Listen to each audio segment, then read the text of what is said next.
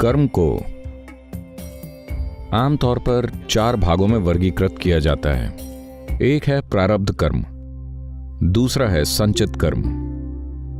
आपको टाट की बोरी पता है? बोरी? टाट की बोरी। तो प्रारब्ध एक जीवन काल के लिए दिया गया कर्म है। यह प्रारब्ध आपकी उम्र तय करेगा। अगर मैं आज आपका प्रारब्ध विसर्जित कर दूं, तो आप कल सुबह मर सकते हैं। हो सकता है कि आप पूरी तरह से स्वस्थ हों, लेकिन आप कल सुबह मर जाएंगे क्योंकि आपका सॉफ्टवेयर मिट चुका है। इस शरीर के लिए यह बचा ही नहीं है। अचानक शायद आप स्थिर हो जाएं, थोड़ी देर के लिए एक बिल्कुल सुंदर अवस्था में रहें, और तो हम प्रारब्ध को कभी नहीं छुएंगे, हम संचित को छूते हैं। यह कर्म का वो भंडार है जो इस जीवन में कोई भूमिका नहीं निभाता। इस जीवन में यह कभी जाहिर नहीं होता। यह इस जीवन के लिए नहीं है, लेकिन यह आपको ठोसपन देता है। तो अगर हम संचित कर्म को विसर्जित कर दें, यह एक विशाल भंडार है। यह कोई साधारण भंडार नहीं, एक बड़ा जटिल भंडार है। अगर यह विसर्जित होना शुरू हो जाए, तब आप पाएंगे कि आपके जीवन में कुछ नहीं बदला है, लेकिन यह एक तरह की पारदर्शिता है। आपके अस्तित्व की ठोस प्रकृति कम हो गई है, लेकिन आप में कोई रूपांतरण नहीं हुआ है। हर चीज वैसी ही है, आप बिल्कुल वही व्यक्ति हैं। आपको हैरानी होती है कि यह सब क्या हो रहा है। क्या यह वाकई आध्यात्मिक प्रक्रिया है? क्या यह सब बस एक सपना है? आप अब भी वही हैं, आपकी समस्याएं वही हैं, आपकी हर चीज वैसी ही है, लेकिन शरीर में थोड़ी सी पारदर्शिता का एक भाव है। शरीर को थोड़ा जैसे कि उसमें थोड़े छेद हो गए हैं। आप छलनी की तरह महसूस करने लगते हैं, एक ठोस चीज नहीं। इसमें थोड़ा समय लग सकता है क्योंकि यह एक विशाल भंडार है।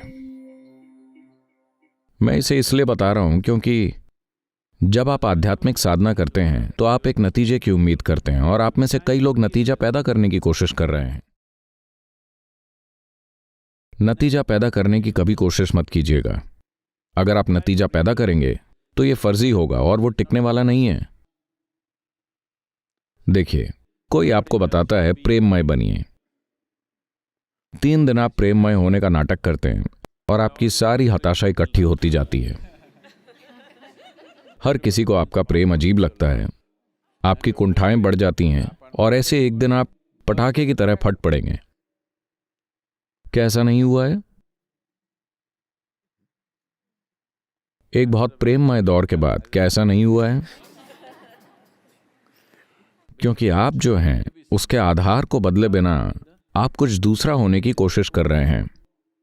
98% of your mind is unconscious. That is sanchita. आपका 98% मन अचेतन है, वही संचित कर्म है। ये कभी सामने नहीं आता, लेकिन हमेशा मौजूद होता है और हर चीज को प्रभावित करता है। तो हम कोई तत्काल रूपांतरण नहीं चाह रहे हैं कि कल आप खून से रिश्ते दिल या वैसी किसी चीज के साथ बाहर जाएं। हम ये नहीं चाहते। बात बस इतनी है कि भीतरी चीजें धीरे धीरे दूर कर दी जाती हैं। बाहरी परत के साथ आप खेल खेलिए, कौन सी बड़ी बात है? आपने देखा है कभी कभी दीमक अंदर से खा जाती है, बस पेंट की परत ही बचती है, आप जाकर उसे छुएं। तो इरादा आपको वैसा बनाने का है।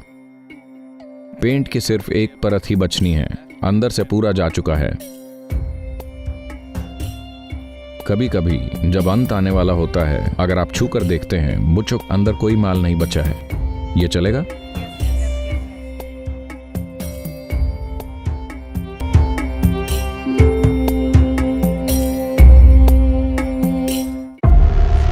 हर वो चीज जो एक इंसान देख सकता है, मैं देख चुका हूं। जब आप कुछ खास सीमाएं पार कर जाते हैं और जीवन के दूसरे क्षेत्रों में प्रवेश करते हैं, तो वहां अलग किस्म की ताकतें होती हैं जो आपको रोकने का प्रयास करेंगी। वो मेरा काम है। अगर आप मुझे मनोरंजन के रूप में ले रहे हैं तो आप पछताएंगे। अगर आप मुझे एक संभावना के रूप में इस्तेमाल करते हैं तो आप भाग्यशाली हैं। आशीर्वाद ना तो अच्छी चीज है ना ही बुरी चीज है।